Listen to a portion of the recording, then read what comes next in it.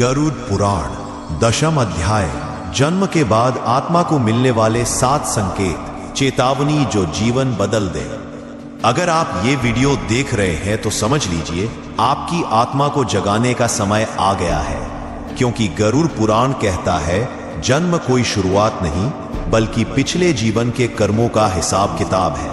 और जैसे ही बच्चा इस धरती पर आता है, ब्रह्मांड उसे 7 संकेत देता है जो अगर समझ लिए जाएं तो जीवन की दिशा बदल सकती है। मां के गर्भ की पीड़ा से बाहर निकलकर जब आत्मा एक नवजात रूप में जन्म लेती है, तब वो सिर्फ रोता नहीं है, वो रोता है बीते हुए पापों की स्मृति में और उस मार्गदर्शन की पुकार में जो उसे अगले जीवन में चाहिए। गरुड़ पुराण कहता है ब्रह्मा, विष्णु, महेश और यम चारों मिलकर आत्मा को 7 अदृश्य संकेत देते हैं ताकि वो अपने जीवन का उद्देश्य समझ सके। पहला संकेत, जन्म के समय की चीख। ये चेतावनी है कि यह जीवन आसान नहीं होगा और पहले ही दिन से संघर्ष शुरू हो चुका है। दूसरा संकेत, मां का स्पर्श।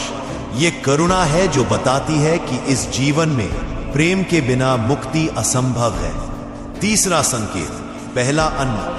यह दर्शाता है कि संसार में तृष्णा और इच्छाएं तुम्हारा सबसे बड़ा भ्रम बनेंगी। चौथा संकेत, पहला शब्द। यह ब्रह्मांड की पहली प्रेरणा है जो तुम्हारी आत्मा की भाषा में बोलता है। पांचवा संकेत, पहला दुख। एक स्मरण है कि यह संसार माया है और हर सुख की उम्र सीमित है। छठा संकेत, पहला सवाल। जब बालक प्रश्न करना शुरू करता है, ब्रह्मांड उसे खोज की राह दिखाता है। सातवां और अंतिम संकेत, आत्मा की पहली तड़प। जब बच्चा बिना कारण रोता है, वो रोता है उस सच्चाई के लिए जिसे उसने जन्म से पहले अनुभव किया था।